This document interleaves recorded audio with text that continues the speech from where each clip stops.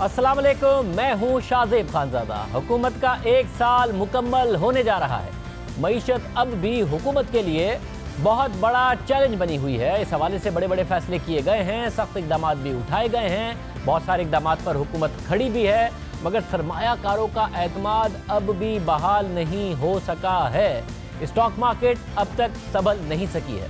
पैदावार में इजाफे की बजाय कमी आ रही है। स्टॉक मार्केट में 100 इंडेक्स में आज 369 पॉइंट्स की कमी देखी गई और मार्केट 31,734 पॉइंट्स पर बंद हुई, जिसे 40 माह की कम तरीन सतह करार दिया जा रहा है। स्टॉक मार्केट में मजमूई तौर पर मुनाफे के रुझान में भी कमी आई है।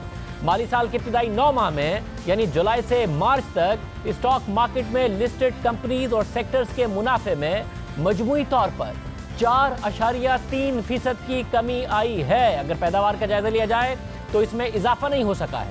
लार्ज स्केल मैन्युफैक्चरिंग की पैदावार में भी माली साल के इब्तिदाई 10 माह में 3.5% की कमी आई है, यानी स्टॉक मार्केट में लिस्टेड कंपनीज के मुनाफे में कमी आ रही है। लार्ज स्केल मैन्युफैक्चरिंग की जो पैदावार है उसमें 3.5% की कमी है। अगर टेक्सटाइल की पैदावार का जायजा लिया जाए लार्ज स्केल मैन्युफैक्चरिंग में तो उसमें 0.32% की कमी आई है। हालांकि गुज़िश्ता माली साल के इब्तिदाई 10 माह में इस सेक्टर की पैदावार में 0.51% का इजाफा हुआ था। इसी तरह food and beverages and tobacco की पैदावार में 7.04% की कमी आई है, जबकि गुज़िश्ता माली साल में इस सेक्टर में 3.46% का इजाफा हुआ था। इसी तरह पेट्रोलियम प्रोडक्ट्स में 7.13%, फार्मास्यूटिकल में 6.97%, केमिकल में 3.85%, ऑटोमोबाइल सेक्टर की पैदावार में 11.2% की कमी आई है। इसी तरह आयरन एंड स्टील प्रोडक्ट्स में 10.78% की कमी आई है। पैदावार में बड़ा इजाफा नहीं हो सका है। सवाल उठ रहा है कि अगर पैदावार में इजाफा नहीं होगा, जो लिस्टेड और रजिस्टर्ड कंपनीज हैं उनकी आमदनी में कमी होगी। 5,500 अरब रुपए का टैक्स कैसे जमा होगा? कंपनियां अगर कमाएंगी, अगर पैदावार में इजाफा होगा तो जितना वो कमाएंगी उस पर उतना ही ज़्यादा टैक्स देंगी। अगर उनकी आमदनी में कमी आ रही है, अगर पैदावार में कमी आ रही है, तो कैसे 5,500 अरब रुपए का हदफ पूरा होगा? एक सवाल ये भी है कि अगर पैदावार में कमी आ रही है तो कैसे पाकिस्तान अपनी बरामदात में इजाफा कर पाएगा? मगर एक मस्बत खबर ये है कि हुकूमत का दावा है कि टैक्स फाइलर्स की तादाद में बहुत बड़ा इजाफा हुआ है। वफाकी वजीर फवाद चौधरी ने आज मीडिया से बात करते हुए कहा कि मुल्क की तारीख में पहली बार फाइलर्स की तादाद 21 लाख हो गई है और हुकूमत का हदफ है कि फाइलर्स की तादाद 40 लाख तक पहुंचाई जाएगी। पाकिस्तान का मुस्तकबिल एक रोशन मुस्तकबिल है। हमने मईशत में इस्लाहात की हैं। आज 21 लाख लोग अपनी टैक्स रिटर्न अब तक जमा करा चुके हैं, अभी 3 दिन बाकी है। ये पाकिस्तान की तारीख में हाईएस्ट नंबर है टैक्स रिटर्न जमा कराने का। हमारा टारगेट 40 लाख है 5 सालों में। तो आप देखिए कि इतनी बड़ी तादाद में सिर्फ चंद महीनों में जो टैक्स रिटर्न का इजाफा हुआ है, 6 लाख या 7 लाख लोगों की टैक्स रिटर्न ज़्यादा आई हैं। ये पाकिस्तान की हुकूमत की मुआशी पॉलिसियों के ऊपर एतमाद है। हम पाकिस्तान को एक इम्पोर्ट ओरिएंटेड इकॉनमी से एक इंडस्ट्रियल बेस्ड इकॉनमी की तरफ लाए हैं। 21 लाख फाइलर्स में इजाफा हुआ है। फवाद चौधरी कह रहे हैं कि हुकूमत की पॉलिसीज़ पर एतमाद है। फवाद चौधरी और जहांगीर तरीन ने डॉन अखबार की खबर ट्विटर पर शेयर की। खबर के मुताबिक 2018 के टैक्स रिटर्न जमा करवाने के लिए 1 हफ्ते से भी कम वक्त बाकी है और FBI ने इन 1 लाख नॉन फाइलर्स को नोटिस जारी करने का भी फैसला कर लिया है, जो 500 गज से जायद के मकान या 1000 सीसी से जायद इंजन की हामिल गाड़ियों के मालिकान हैं। इस वक्त तक 21 लाख अफराद ने अपने टैक्स रिटर्न्स जमा करवाए हैं, जो FBI की तारीख में सबसे ज्यादा तादाद है। खबर के मुताबिक FBI अब तक 80 लाख से 1 करोड़ अफराद के एदाद शुमार जमा कर चुकी है। ये वो लोग हैं जिनके पास 500 गज से जायद का मकान या 1000 सीसी से जायद इंजन की गाड़ी और मुल्क के मुख्तलिफ इलाकों में बैंक अकाउंट्स मौजूद हैं। अब अगले मरहले में FBI उन्हें नोटिस भेजेगी और उन्हें भी टैक्स नेट में शामिल किया जाएगा। मस्बत पेशरफ्त है, मगर अभी भी FBI को 5,500 अरब रुपए का टैक्स जमा करना है। ये बड़ा हदफ है। अहम बात यह है कि शबरदई साहब मेहनत भी कर रहे हैं और ये नज़र आ रहा है कि टैक्स फाइलर्स की तादाद में बहुत तेज़ी से इजाफा हो रहा है, मगर उनकी मेहनत क्या इस हवाले से रंग लाएगी? अगर इकॉनमी में एक जनरल स्लो डाउन है, वो कंपनियां जो मुनाफा कमाकर टैक्स देती हैं उनके मुनाफे में तेज़ी से कमी आ रही हो, लार्ज स्केल मैन्युफैक्चरिंग तेज़ी से ना बढ़ रहा हो। शहबाज राना इस वक्त हमारे साथ मौजूद हैं, जो कि नुमाइंदा एक्सप्रेस ट्रिब्यून है, मुआशी सरगर्मियों के हवाले से उसको कवर करते हैं। इनकी स्टोरी भी टैक्स के हवाले से आई। शहबाज राना बहुत शुक्रिया। शहबाज, एक तरफ नज़र आ रहा है कि जो स्टॉक मार्केट में भी लिस्टेड कंपनीज हैं, मुख्तलिफ सेक्टर्स हैं, उसमें तकरीबन 4.5% की उनकी आमदनी में कमी आई है। लार्ज स्केल मैन्युफैक्चरिंग देखें, उसमें स्टेट बैंक के अपने डेटा के मुताबिक कमी आ रही है लार्ज स्केल मैन्युफैक्चरिंग में, और वो उस कमी का सिलसिला बरकरार है। दूसरी तरफ फाइलर्स में तेजी से इजाफा हो रहा है, तो यह समझा जाए कि 5,500 अरब हुकूमत जमा कर सकती है अगर मुख्तलिफ लिस्टेड कंपनीज की आमदनियों में जो कि टैक्स में कंट्रीब्यूट करती हैं कमी आ भी रही है। लार्ज स्केल मैन्युफैक्चरिंग में इस वक्त नेगेटिव ट्रेंड है, उसके बावजूद नए एवेन्यूज से हुकूमत 5,500 अरब रुपए जमा कर जाएगी, मजबूत हुआ जाए।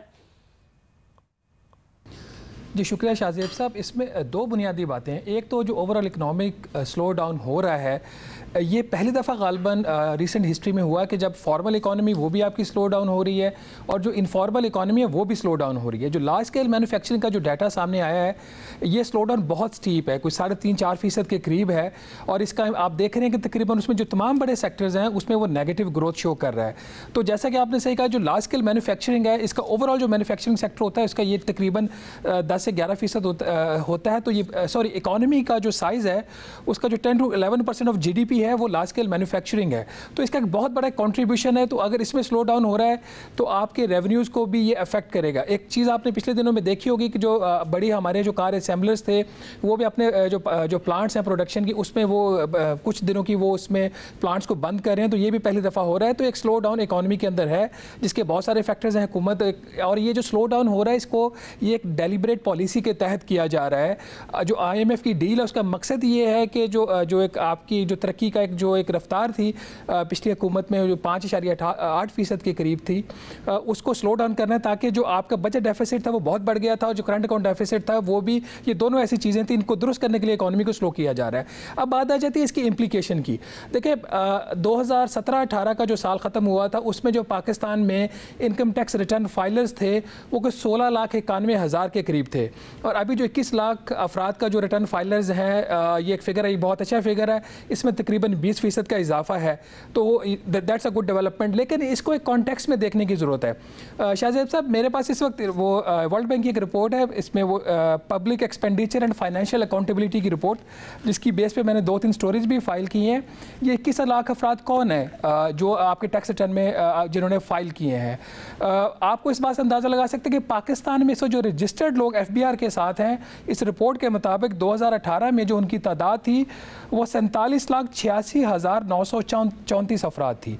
ये वो लोग हैं जो FBR के साथ रजिस्टर्ड थे 2018 में, और इसके अगेंस्ट जिन्होंने रिटर्न फाइल किया था वो 17 लाख ने किया था। ये नंबर अब 17 लाख से बढ़कर 21 लाख हो गया है। तो अभी भी जो लोग FBR के साथ रजिस्टर्ड हैं वो सिर्फ 35% हैं जो FBR के साथ रजिस्टर्ड है और अपना रिटर्न फाइल कर रहे हैं। तो ये जो इतना बड़ा गैप है, ये FBR की कारकर्दगी के ऊपर एक बहुत बड़ा सवालिया निशान है। ये वो अफराद हैं जो कारोबार कर रहे हैं, ये वो अफराद हैं जो तनख्वाहदार तबका है। तो अगर ये लोग FBR के साथ रजिस्टर्ड हैं तो ये रिटर्न में क्यों नहीं आ रहे? इस वक्त जो हमारी डिबेट है, नेशनल डिबेट इस वक्त जो है टैक्स के ऊपर, ये थोड़ी सी मेरे ख्याल में थोड़ी सी वो गलत साइड पे चल पड़ी है। एक बात ये कहना कि पाकिस्तान में सिर्फ 21 लाख अफराद टैक्स देते हैं, ये बात गलत है। पाकिस्तान में 4.5 करोड़ से लेकर 5 करोड़ अफराद जो हैं वो अपना टैक्स देते हैं, और ये डायरेक्ट जो विद होल्डिंग टैक्सेस की शक्ल में लिया जाता है, ये वो है। ये 21 लाख अफराद वो हैं जो अपने गोशवारे जमा करवाते हैं। दूसरी बात, अगर ये 47 लाख FBR के साथ रजिस्टर हैं तो रिटर्न फिर 21 लाख क्यों जो है वो फाइल कर रहे हैं? तीसरी बात, हमारा ये ख्याल है कि नए लोग टैक्स सिस्टम में जब आ जाएंगे तो इससे आपका जो टैक्स नेट है वो बढ़ जाएगा, और जिसकी वजह से आपकी जो टैक्स के जो महसूलात है वो बढ़ जाएंगे। गालबन ऐसा नहीं हो रहा। इसका आपने देख लिया कि पिछले एक साल में तकरीबन आपका कुछ 4 लाख अफराद या 20% उसमें टैक्स के नेट में इजाफा हुआ है।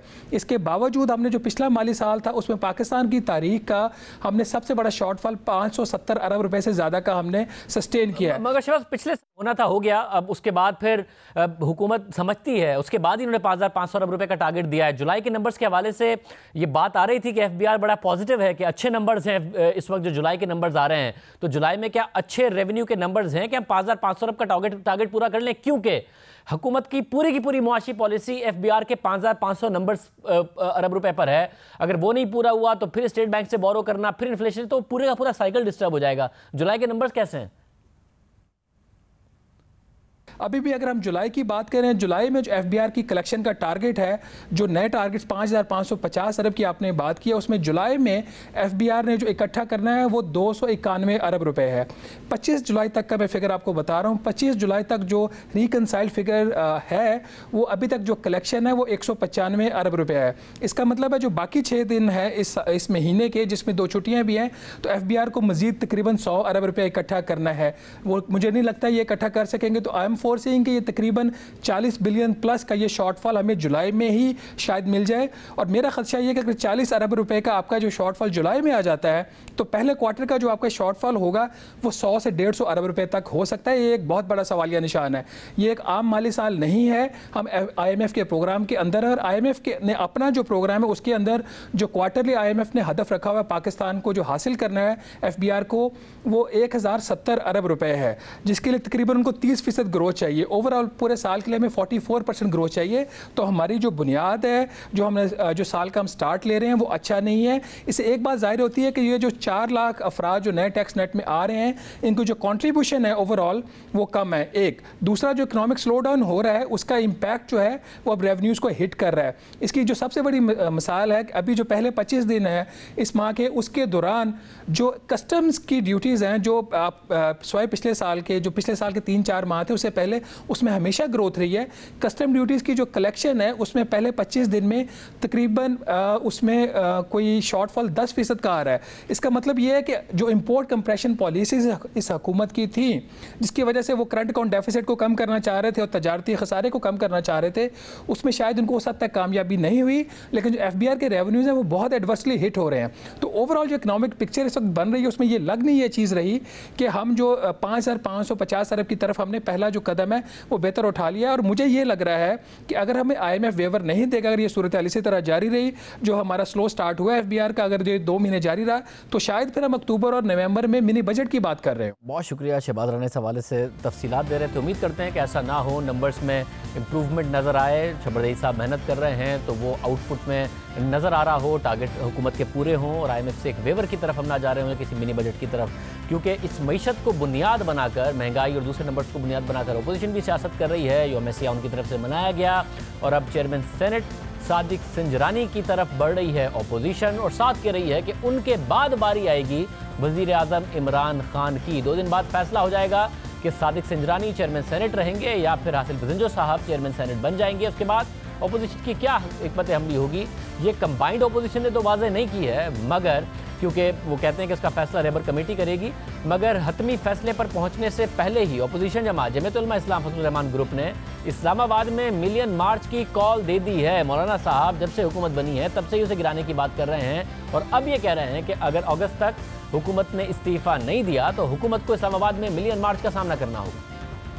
अगर तुम बज़िद हो कि हम नाजायज होकर भी मुल्क पर मुसल्लत रहेंगे तो आओ 2-2 हाथ कर लें, देखा जाएगा कि फिर आपका मुस्तकबिल क्या है और हमारा मुस्तकबिल क्या है। ये हमारा आखिरी मिलियन मार्च है। हमारा अगला कदम अब इस्लामाबाद में होगा। हम पहले मरहले में इनको मोहलत दे रहे हैं कि वो अगस्त के महीने में मुस्ताफी हो जाए।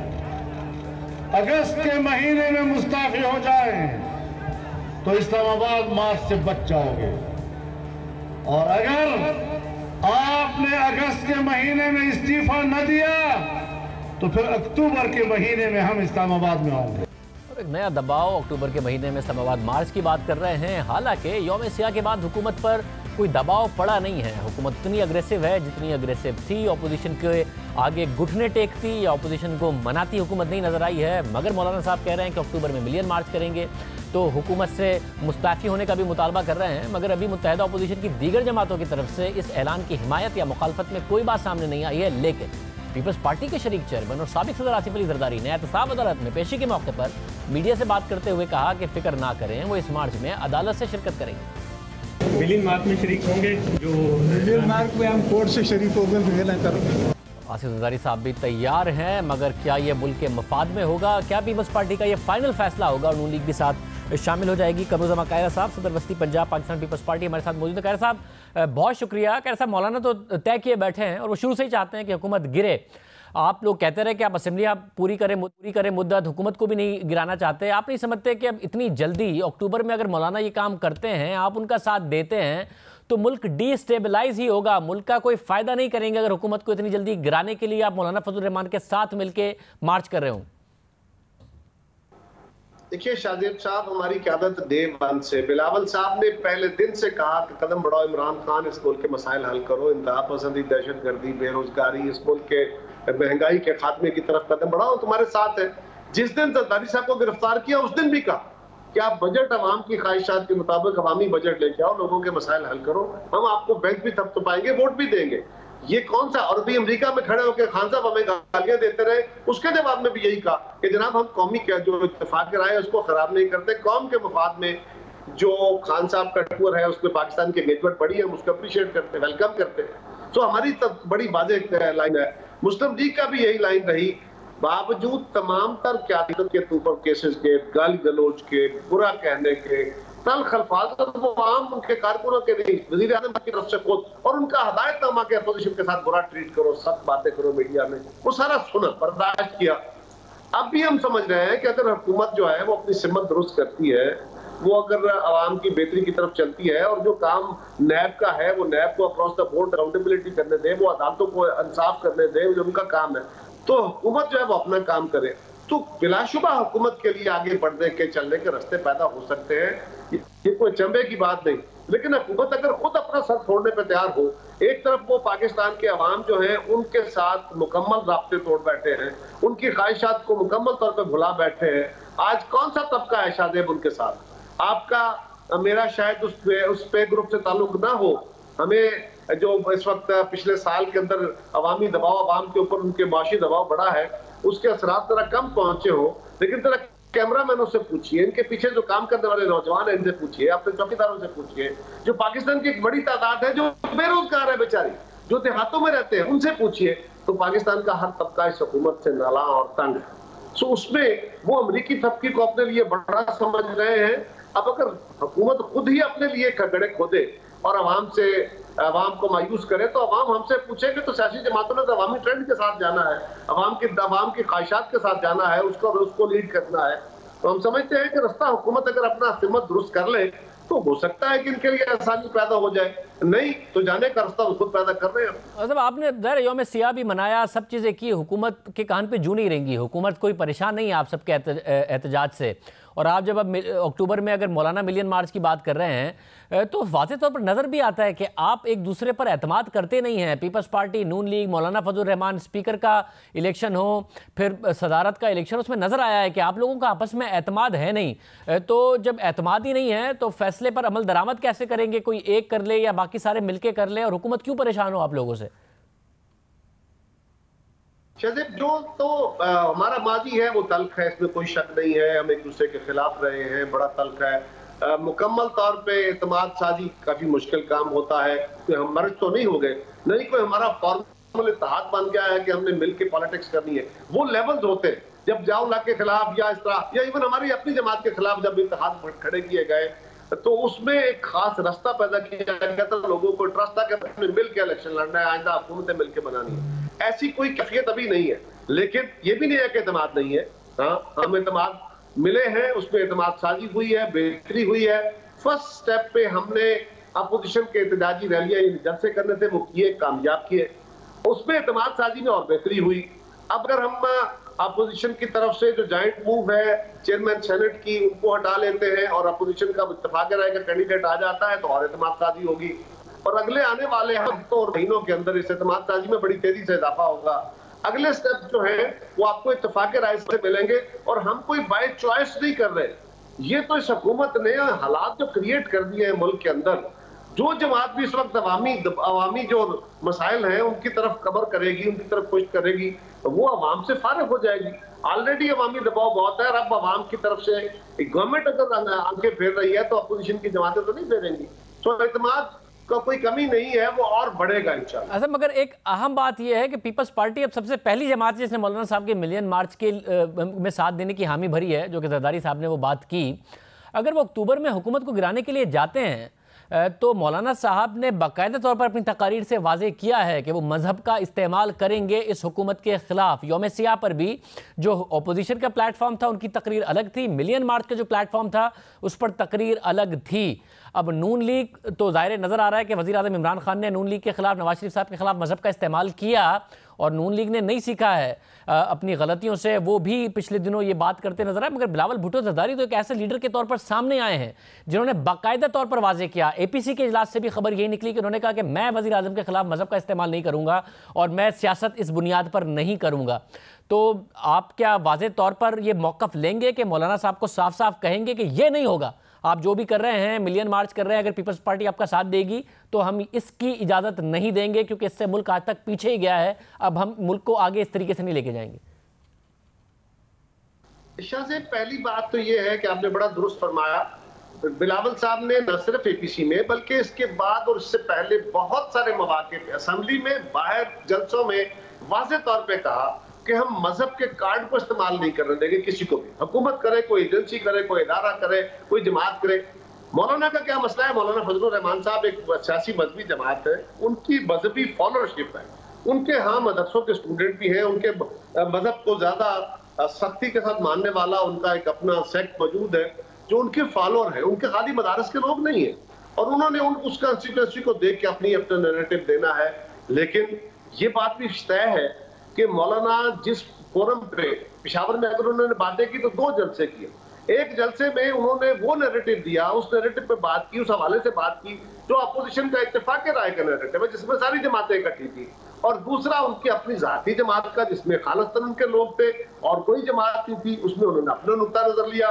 ये अपोजिशन का तयशुदा तरीका है कि अगर कोई जमात अपना नुक्ता नजर लेना चाहती है तो ले, हमें तो कोई एतराज नहीं, लेकिन कॉमन एजेंडा, कॉमन गोल्स इस पॉइंट पे आगे नहीं बढ़ेंगे, ये तयशुदा है, इसमें कोई। मगर कैसा अगर आपका एक इत्तेहादी ये काम करेगा और जैसे कि हम कह रहे हैं कि वज़ीर आज़म इमरान खान ने भरपूर इस्तेमाल किया मजहब कार्ड का अपनी सियासत को फ़ायदा पहुंचाने के लिए और नून लीग को नुकसान पहुंचाने के लिए, उससे मुल्क भी पीछे चला गया। अब उनके खिलाफ भी अगर यही कार्ड इस्तेमाल होगा और मौलाना करेंगे तो फिर आने वाले दिनों में वो नून लीग या आपके खिलाफ भी इस्तेमाल होगा और इसी तरीके से मुल्क पीछे जाता जाएगा और सियासत भी पीछे जाएगी। तो आपको समझाना तो पड़ेगा। और क्या इस बात को यकीनी बनाया जा सकता है कि ऐसी किसी तकरीर का, ऐसी किसी कैंपेन का पीपल्स पार्टी हिस्सा नहीं बनेगी इस हुकूमत को, अगर वो गिराना भी चाहते हैं और मौलाना साहब के साथ जाते हैं? ये तो ऑलरेडी तय हो चुका जी शाहजेब, ये तो ऑलरेडी लाइन ड्रा हो चुकी है, APC में ड्रा हो गई थी। मौलाना का हक है, वो जो बात करना चाहे हम उनको रोक तो नहीं सकते, वो जिस बुनियाद पे पॉलिटिक्स करते हैं वो हमसे मुख्तलिफ है, लेकिन अगर हम उनके साथ हैं, जो कि है बिल्कुल उनके साथ है, और जब हम उनके साथ चलेंगे तो जिस पॉइंट पे हमारा इत्तेफाक होगा वो इस वक्त मैं समझता हूँ तो वो नुक्ता नजर जो मौलाना लेके चल रहे हैं उससे ज्यादा जोरदार नुक्ता नजर ये है कि हर आदमी के अपने पेट का मसला है। इस वक्त पाकिस्तान के किसान हैं, मजदूर हैं, सनतकार हैं, ताजर हैं, छोटे बड़े सबके सब लोग और सरकारी मुलाजिम हैं, सब लोग एहतजाज में हैं। इस वक्त हर बंदा जो है वो परेशानी के आलम में है, कारोबार श्रिंक हो रहे हैं, तो उससे जो फिजा है वो यकीनन पॉलिटिकल इश्यूज ज्यादा अहम है। मैं समझता हूँ इस पर मौलाना बड़े वाइज आदमी है, समझदार आदमी है, वो अपनी कंस्टिट्यूंसी को एड्रेस करेंगे, उनका हक है, हम उनको रोक नहीं सकते। लेकिन हमारा जो नुक्ता नजर है और जिस पे इत्तेफाक राय है जो जॉइंटली चलेगा उसमें यकीनन मजहबी मुनाफरत नहीं होगी। हाँ बिल्कुल, हम सारे मजहब के मानने वाले हैं, हम सारे मज़ाहब का एहतराम करने वाले हैं, हम सारे अंबिया का एहतराम करने वाले हैं, उस पर कोई दूसरी राय नहीं है, लेकिन हम इसको अपने सियासी मकासद के लिए या सियासी ऑब्जेक्टिव्स के लिए नकल इस्तेमाल करते थे, आप करेंगे। बहुत शुक्रिया कमरुज़्ज़मा कायरा साहब हमारे साथ मौजूद हैं कि जो सियासत है उसमें सियासत और अवामी मसाइल पर ही बात होगी, चाहे वो मौलाना साहब की तरफ से हो या किसी दूसरे की तरफ से हो, और वही गलतियाँ नहीं दोहराई जा रही होंगी जो 1-1.5-2 साल पहले नून लीग के खिलाफ दोहराई गई, जिससे का मुल्क को कोई फ़ायदा हुआ नहीं है। और अगर गलती का एहसास है तो फिर सबको मिलकर ही करना चाहिए। प्रोग्राम में एक ब्रेक शामिल करते हैं, एक और अहम खबर है उस पर बात करेंगे। मंशियात स्मगलिंग के इल्ज़ाम में गिरफ्तार नून लीग पंजाब के सदर राना सनाउल्लाह के खिलाफ मुकदमे की समाअत आज से इंसदाद मंशियात की अदालत में शुरू हो गई है। आज समाअत के मौके पर नून लीग के सदर शहबाज शरीफ ने भी राना सनाउल्लाह से मुलाकात की थी। अब अहम बात यह है कि जुडिशल मजिस्ट्रेट की अदालत की तरह इंसदाद मंशियात की अदालत में भी ANF की जानिब से राना सनाउल्लाह के खिलाफ कोई सबूत पेश नहीं किए गए और नामुकम्मल चालान में इसका जिक्र भी कोई नहीं है, जिस पर राना सनाउल्लाह ने वज़ीर मुमलिकत बराए नारकोटिक्स कंट्रोल शहरयार आफरीदी को तनकीद का निशाना बनाया और सवाल किया कि वो वीडियो कहाँ है जिसके दावे किए जा रहे थे। लाहौर में इंसदाद मंशियात की अदालत में आज ड्यूटी जज खालिद बशीर ने राना सनाउल्लाह के खिलाफ मंशियात स्मगलिंग केस की समाअत की। राना सनाउल्लाह का दूसरा जुडिशल रिमांड खत्म होने पर उन्हें अदालत के सामने पेश किया गया। इस मौके पर राना सनाउल्लाह के वकला ने एतराज उठाया कि उन्हें अभी तक केस का रिकॉर्ड फराहम नहीं किया गया और जो चालान जमा कराया गया है उसकी दस्तावेजात भी नहीं दी गई। इसके साथ राना सनाउल्लाह के वकला का कहना था कि जेल में उनका मेडिकल तो किया जाता है लेकिन रिपोर्ट्स और अद्वियात फराहम नहीं की जा रही हैं। अदालत से दरख्वास्त है कि उन्हें घर से अद्वियात मंगवाने की इजाज़त दी जाए, जिस पर अदालत ने जेल हुकाम से 31 जुलाई तक रिपोर्ट तलब करते हुए मुल्जिमान के जुडिशल रिमांड में 9 अगस्त तक तौसी कर दी है। 1 जुलाई से गिरफ्तार राना सनाउल्लाह के जुडिशल रिमांड में तीसरी बार तौसी की गई है। इससे पहले लाहौर के जुडिशल मजिस्ट्रेट की अदालत ने उनका पहले 16 जुलाई और फिर 29 जुलाई तक का जुडिशल रिमांड दिया था, लेकिन राना सनाउल्लाह की गिरफ्तारी को तकरीबन 1 माह गुजरने के बावजूद उनके खिलाफ सबूत सामने नहीं लाए गए हैं, अदालत में पेश नहीं किए गए हैं। इस हवाले से आज समाअत के बाद मीडिया से गुफ्तगू में राना सनाउल्लाह ने वजीर मुमलिकत बराए नारकोटिक्स कंट्रोल शहरयार आफरीदी से सवाल किया कि वो वीडियो कहाँ है जिसके बारे में कहा जा रहा है कि उसमें मंशियात बरामदगी का सबूत मौजूद है। इन्होंने चलान आज पेश किया है, चलान में वो वीडियो किधर है जो शहरयार अफरीदी जो है वो कह रहा था कौमी असम्बली के इजलास में और प्रेस कॉन्फ्रेंस में कि हमारे पास वीडियो है जब बरामदगी हुई है राना साहब से। अगर वो वीडियो है तो वो बताए वीडियो किधर है। इन्होंने तो मुझे वहाँ से पकड़ा है, थाने लेके गए हैं और थाने में मेरे साथ किसी ने एक लफ्ज़ गुफ्तगू नहीं की। बयान रिकॉर्ड करना तो बहुत दूर की बात है और अगले दिन अदालत में पेश करके कहा कि जी ये 15 किलो हीरोइन जो है वो गाड़ी से जो है वो बरामद हुई है और कोई इंडिपेंडेंट विटनेस नहीं है चलान में। राना सनाउल्लाह का कहना था कि उनके इक़रार जुर्म का बयान झूठा और बेबुनियाद है। इस हवाले से एएनएफ की कहानी मज़े का फ़ैज़ है। सारा फ्रॉड है, कोई इतराफ़ी बयान जो है वो रिकॉर्ड नहीं किया गया, ये सब झूठ है और ये बज़ का खेल जो है ये स्टोरी इन्होंने जो है वो बनाई है। मैं अपनी जमात के साथ हूँ, मैं अपने लीडर नवाज शरीफ के साथ हूँ। मैं पहले 100% मियाँ नवाज शरीफ के साथ था, अब मैं 100,000% राना सनाउल्लाह के खिलाफ अदालत में जमा कराए गए एएनएफ के चालान में दावा किया गया है कि उन्होंने मंशियात के कारोबार से मुंसलिक होने का एतराफ़ कर लिया है, मगर राना सनाउल्लाह ने उससे बेबुनियाद करार दे दिया है। अहम बात यह है कि 1 जुलाई को राना सनाउल्लाह की गिरफ्तारी के बाद से मुसलसल उनके खिलाफ सबूतों की मौजूदगी के दावे हो रहे हैं। वजीर मुमलिकत बराए narcotics control Shehryar Afridi DG ANF के साथ अपनी न्यूज़ कॉन्फ्रेंस और कौमी असम्बली में अपनी तकरीर के दौरान वाज़े तौर पर दावा कर चुके हैं कि राना सनाउल्लाह के खिलाफ तमाम सबूत मौजूद हैं जिन्हें अदालत में पेश किया जाएगा। आपको मैं बार बार बता चुका हूं कि इसमें सबसे इंपॉर्टेंट चीज विटनेसेस हैं। जहां सबूत हैं A to Z तमाम सबूत जो हैं वो इंशाल्लाह कोर्ट ऑफ लॉ में पेश किए जाएंगे। तमाम जो सबूत है हमारे पास वो इंशाल्लाह इंटैक्ट हैं। गाड़ी की मूवमेंट, गाड़ी के नंबर प्लेट्स और तमाम चीजें आप जो आपके ज़हन में है ना सब कोर्ट में पेश की जाएंगी। जब 3 हफ्ते तक उनको बाकायदा फॉलो किया गया, फुटेजेस हमारे पास सब कुछ अवेलेबल है। उसके बाद जब हाथ अल्लाह के फजल से डाला तो बताया गया राना साहब ये आपका सामान है। उन्हें कहा जी मेरा है, ये हम खोल सकते हैं? हाँ जी खोल लें। जब खोला और नीचे से जो चीज निकली तो आपको उस रब की कसम है ख्वाजा साहब कि आप जब अकेले में मिले आप दिल पर रखे और उनसे पूछे कि आपको अपनी औलाद की कसम कि ये आपका या किसी और का है, उनकी आंखें आपको बता देगी मेरे रब के फजल से। दूसरों को कस्में दे के वास्ते दे रहे थे, खुद कसम खा के कह रहे थे कि सब सबूत अदालत में रखेंगे, सारे सबूत मौजूद हैं, मगर रखे नहीं जा रहे हैं अदालत के सामने सबूत, कुछ अभी तक सामने नहीं आया। इसके अलावा डीजीएनएफ भी ये कह चुके हैं कि राना सनाउल्लाह के खिलाफ उनकी तफ्तीश मुकम्मल थी, इसे जिस्मानी रिमांड नहीं मांगा गया था। अब डीजीएनएफ का कहना कि तफ्तीश मुकम्मल है, वजीर मुमलिकत बराए नारकोटिक्स कंट्रोल शहरयार आफरीदी का कहना है कि सबूत मौजूद हैं, फुटेजेस मौजूद हैं, लेकिन राना सनाउल्लाह के खिलाफ मुकदमा जुडिशल मजिस्ट्रेट की अदालत से इंसदाद मंशियात की अदालत पहुंच गया है। उनकी गिरफ्तारी को 29 दिन हो गए हैं, चालान जमा हो गया है जिसमें किसी वीडियो का जिक्र नहीं है, कोई सबूत सामने नहीं आया है। इसके साथ राना सनाउल्लाह ने अपने इस एतराफ़ी बयान की भी तरदीद की है जिसे चालान का हिस्सा बनाया गया है। राना सनाउल्लाह के अहले खाना और उनकी जमात जहां सबूत मांग रही है, वहीं राना सनाउल्लाह को जेल में सहूलियात के दम फराहमी और उनकी सेहत से मुतालिक भी फिक्रमंद है। आज इंसदाद मंशियात की अदालत में समाअत के मौके पर नून लीग के सदर शहबाज शरीफ ने भी राना सनाउल्लाह से मुलाकात की और इस मुलाकात से मुतालिक कौमी असम्बली में तकरीर करते हुए शहबाज शरीफ ने बताया कि उन्हें राना सनाउल्लाह से मिलने से रोका जा रहा है, को जेल में कोई सहूलत फराहम नहीं की जा रही।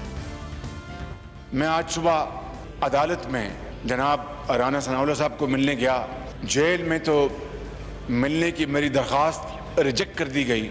मुझे अदालत में भी जाने से आज पूरी तरह रोकने की कोशिश की गई। उनको बिल्कुल एक अलहदा बैरक में सॉलिटरी कन्फाइनमेंट में रखा गया है।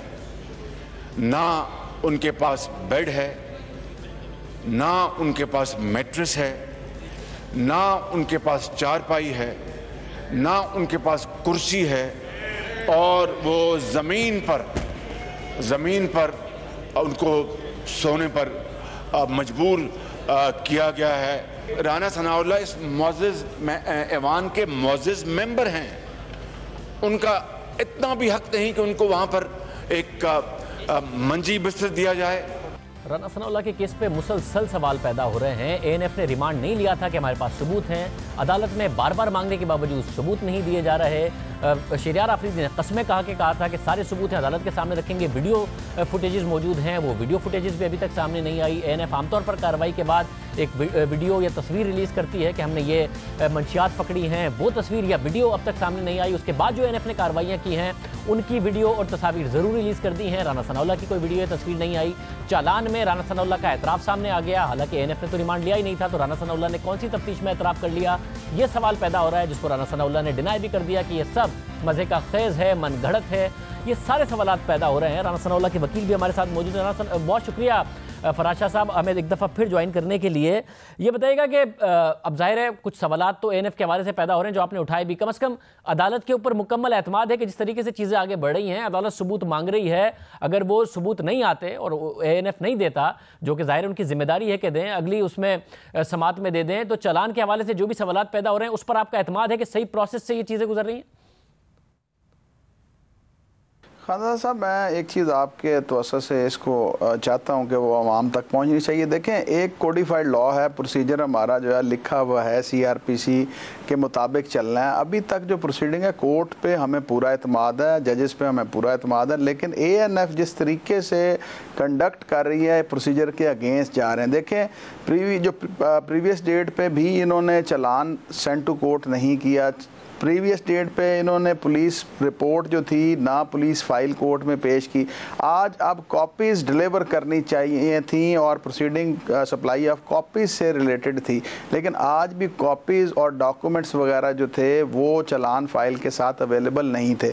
हमने वहाँ पे एप्लीकेशन दी, कोर्ट ने वो एप्लीकेशन अलाउ की, उसके बाद हमने फ़ाइल पेरूज़ की है जज साहब की मौजूदगी में, और इस वक्त डॉक्यूमेंट्स फाइल के साथ ना होना इस चीज़ की गमाजी करता है कि डिपार्टमेंट पैडिंग कर रहा है, डिपार्टमेंट फेक एविडेंसेस बनाने के लिए टाइम मज़ीद खेल कर रहा है और उनके पास इस वक्त तक कोई एविडेंस मौजूद नहीं। फराज अली शाह साहब हमारे साथ मौजूद थे। ज़ाहिर है एएनएफ जैसे इदारे पर ये सवालात नहीं पैदा होने चाहिए जो फराज अली शाह राना सनाउल्लाह के वकील उठा रहे हैं, मगर एविडेंस बार बार कहने के बावजूद, दावों के बावजूद, शहरियार आफरीदी साहब की कस्मों के बावजूद अदालत के सामने नहीं रखा गया है। अब एक और रिमांड है, देखते हैं कि आइंदा पेशी में सबूत रखे जाएंगे या नहीं रखे जाएंगे। प्रोग्राम में ब्रेक शामिल करते हैं और आम खबर पर बात करेंगे।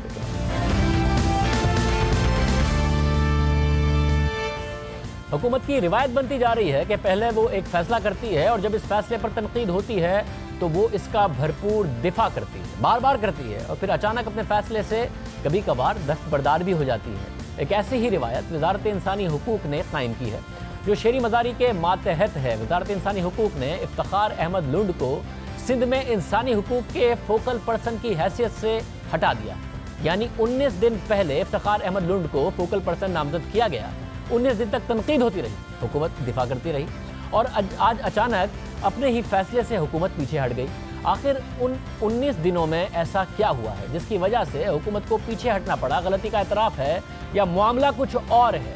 इसके लिए हमें इस पूरे केस का जायज़ा लेना होगा। 10 जुलाई को वजारत इंसानी हुकूक ने इफ्तिखार अहमद नामी शख्स को सिंध में इंसानी हुकूक का फोकल पर्सन नामजद किया, उसका नोटिफिकेशन जारी किया गया। इस नोटिफिकेशन के मुताबिक इस फैसले पर तनकीद हुई और कहा गया कि एक शख्स जो इंसानी हुकूक की खिलाफ वर्जी करते हुए पाया गया हो, उसे एक सूबे में इंसानी हुकूक का फोकल पर्सन कैसे नामजद कर दिया गया। फोकल पर्सन नामजद होने से पहले इफ्तिखार अहमद लुंड पर इल्ज़ाम था कि उन्होंने अपने ड्राइवर को बदतरीन तशद्दुद का निशाना बनाया और लोहे की रॉड से अपने ड्राइवर के जिस्मानी आज़ा को नुकसान पहुंचाया। इस केस से मुतालिक ड्राइवर के बेटे जाहिद हुसैन का मौक़िफ़ है कि उनके वालिद का इफ्तिखार अहमद के मुंशी शफीक से इख्तलाफ था और शफीक की शिकायत पर इफ्तिखार अहमद लुंड ने ड्राइवर को अपनी रिहाइशगाह पर बुलाया, जहां तहरीक इंसाफ के रहनुमा इफ्तिखार अहमद लुंड ने साथियों से मिलकर उन पर बदतरीन तशद्दुद किया, जिसके बाद ड्राइवर को उनके अहले खाना अस्पताल ले गए और इफ्तिखार अहमद के खिलाफ एक FIR भी दर्ज करा दी गई, जिसमें इफ्तिखार अहमद लुंड समेत तमाम अफराद के खिलाफ पाकिस्तान पीनल कोड के तहत इक़दाम कत्ल की दफ़ा 324 और किसी शख्स की तौहीन के लिए मुजरिमाना फ़ेल की दफ़ा 355 आयद की गई। इन इल्ज़ामात को देखते हुए सोशल मीडिया पर शीरी मज़ारी की वजारत को तनकीद का निशाना बनाया गया, मगर शीरी मज़ारी इस तकर्रुरी का दिफा करती रहीं। इफ्तिखार अहमद को फोकल पर्सन नामजद करने के 3 दिन बाद ट्विटर पर एक सवाल के जवाब में शीरी मज़ारी ने कहा कि इफ्तिखार अहमद लुंड को तमाम इल्ज़ामात से बरी कर दिया गया है। अब सोशल मीडिया पर सियासत के लिए पीपल्स पार्टी की सरबराही में एक मुहिम शुरू कर दी गई है। इफ्तिखार वजारत इंसानी हुकूक के मुलाजिम नहीं है, बल्कि वो रज़ाकाराना तौर पर मेरे दफ्तर के लिए काम कर रहे होंगे और उनका काम यह होगा कि वो सिंध में केसेस से मुतालिक मालूमात और डेटा इकट्ठा करें। यानी एक शख्स जिस पर खुद इंसानी हुकूक की खिलाफ वर्जी का इल्ज़ाम है और संगीन इल्ज़ाम है, वो इंसानी हुकूक की खिलाफ वर्जी वाले केसेस की मालूमात इकट्ठा करने के लिए वजारत इंसानी हुकूक की मदद के लिए रज़ाकाराना तौर पर काम कर रहे थे और वजारत इंसानी हुकूक उनका दिफा भी कर रही थी कि वो इल्ज़ामात से बरी हो गए हैं। लेकिन शीरी मज़ारी ने यह नहीं बताया कि वो इल्ज़ामात से कैसे बरी हुए और हकीकत में वो बरी भी हुए या नहीं हुए। हम आपको बताते हैं, इफ्तिखार अहमद लुंड के खिलाफ जब FIR दर्ज हुई तो उन्होंने अपनी बिरादरी और दीगर बासर लोगों को ड्राइवर अल्लाह रखे के घर भेजा, जिसके बाद मुतासरा ख़ानदान ने उन्हें माफ़ कर दिया और अपनी शिकायत से दस्तबरदार हो गया। यानी इफ्तिखार अहमद लुंड इल्ज़ामात से बरी नहीं हुए, बल्कि उन्होंने दबाव के ज़रिए मुका किया। हमारे पास मुतासरा ख़ानदान की तरफ से बहुत सी सबूत मौजूद हैं जो ये वाज़े करते हैं कि वो सिर्फ अपनी लाचारी और बेबसी की वजह से इस केस से दस्तबरदार हुए। मगर हुकूमत तनकीद के बावजूद इफ्तिखार अहमद लुंड का दिफा करती रही। सिर्फ इंसानी हुकूक की वजारत ही नहीं, तहरीक इंसाफ के रुकन सिंध असेंबली अलीम आदिल शेख ने गुज़िश्ता दिनों घोटकी में अपने बराबर में बिठाकर इफ्तिखार अहमद लुंड से मुताल्लिक कहा कि हमारे पास सरिये वाला सेठ मौजूद है। ये चल रही है। बाकी एक्चुअली गरीब का बच्चा कुछ नहीं है, गरीब की बेटी कुछ नहीं है, गरीब की माँ कुछ नहीं है, इनका अपना निजाम है। और बात यह है कि डंडे से बाज आते हैं, हमने भी अब सरिये वाला सेठ अपने सरिये वाला सेठ, एक गरीब ड्राइवर, गरीबों की बात की जा रही थी। गरीब ड्राइवर के साथ जो जुल्म हुआ, और जुल्म यह था कि जिसने इंसानी हुकूक की खिलाफ वर्जी की उसे सिंध में इंसानी हुकूक की खिलाफ वर्जी करने वालों पर नज़र रखने की जिम्मेदारी दे दी। और फिर दूसरा जुल्म यह था कि गरीब शख्स पर तशद्दुद किया गया और बाद में प्रेस कॉन्फ्रेंस में निदामत की बजाय उसका मजाक उड़ाया गया। गरीबों की बात करते हुए गरीब शख्स के साथ हुए जुल्म का मजाक उड़ाया गया और सरिये वाला सेठ कहा गया। और सब फिर उसके बाद हंस रहे थे। जिस वजारत इंसानी हुकूक को तशद्दुद का शिकार ड्राइवर का मुहाफिज बनना था, वो मुल्जिम की जामीन बन गई। बहरहाल इन तमाम चीज़ों के बावजूद आज तहरीक इंसाफ अपने फैसले से खुद पीछे हट गई और वजारत इंसानी हुकूक जिसने इफ्तिखार अहमद लुंड को फोकल पर्सन नामजद किया था, जिसका नोटिफिकेशन वापस ले लिया। शीरी मज़ारी ने इस हवाले से ट्वीट करते हुए कहा कि यह फैसला केस की दोबारा तहकीकात और नए सबूतों की रोशनी में लिया गया है। इसके साथ शीरी मज़ारी ने अपने पहले फैसले पर निदामत का इजहार भी किया है। शीरी मज़ारी के इस बयान के बाद इस केस के 2 ज़ाविये सामने आते हैं। पहला यह है कि वजारत इंसानी हुकूक ने अगर अब नए शवाहिद की रोशनी में इफ्तिखार अहमद लुंड को फोकल पर्सन के ओहदे से हटाया है, तो फिर उनकी नामजदगी का नोटिफिकेशन क्या जल्दबाजी में जारी किया गया? क्या वजारत इंसानी हुकूक का कोई चेक एंड बैलेंस नहीं है कि वो किसको फोकल पर्सन नामजद कर रहे हैं? क्या वजारत इंसानी हुकूक का आज का नोटिफिकेशन अपनी इस गलती का एतराफ़ है कि इस वजारत को मज़ीद संजीदगी से काम करने वालों की ज़रूरत है, या मामला कुछ और है? अब दिलचस्प बात यह है कि इफ्तिखार अहमद लुंड एक बाअसर शख्सियत है और घोटकी में उनका असर रसूख है। उन्हें जिस वक्त फोकल पर्सन नामजद किया गया था तो घोटकी में पीपल्स पार्टी के सरदार मोहम्मद बख्श महर और आज़ाद उम्मीदवार अहमद अली महर ज़िमनी इंतखाबात लड़ रहे थे। अहमद अली महर कहने को तो आज़ाद उम्मीदवार थे, लेकिन उन्हें तहरीक इंसाफ और GDA की हिमायत हासिल थी। इसी दौरान इफ्तिखार अहमद लुंड को फोकल पर्सन बनाया गया। वजारत इंसानी हुकूक उनका दिफा करती रही, खुद वजीर साहिबा उनका दिफा करती रही। लेकिन जब इंतखाबात हो गए, अहमद अली महर को पीपल्स पार्टी के उम्मीदवार से शिकस्त का सामना हो गया और शिकस्त के 5 दिन बाद वजारत इंसानी हुकूक ने इफ्तिखार अहमद को उनके ओहदे से हटा दिया। तो सवाल ही उठता है, इंसानी हुकूक को गलती का एहसास हुआ है या इंतखाबी मरहले में हुकूमत को इफ्तिखार अहमद लुंड की ज़रूरत थी, जो अहमद अली महर की शिकस्त के बाद ख़त्म हो गई थी, तो आज उन्होंने कह दिया कि अब री इन्वेस्टिगेशन के बाद पता चला है और उन्हें हटा दिया गया। आज के प्रोग्राम में इतना ही। आपसे कल के प्रोग्राम में मुलाकात हुई। अल्लाह। मुझे तो आप जानते ही होंगे, मेरा नाम है मिस्टर जीम। अरे अभी तक आपने मेरा चैनल सब्सक्राइब नहीं किया? अरे भाई फौरन सब्सक्राइब बटन पे क्लिक करके मेरा चैनल सब्सक्राइब करें और हाँ, बेल आइकन पर लाजमी क्लिक करें ताकि आपको मेरी आने वाली तमाम वीडियोस की अपडेट मिलती रहे।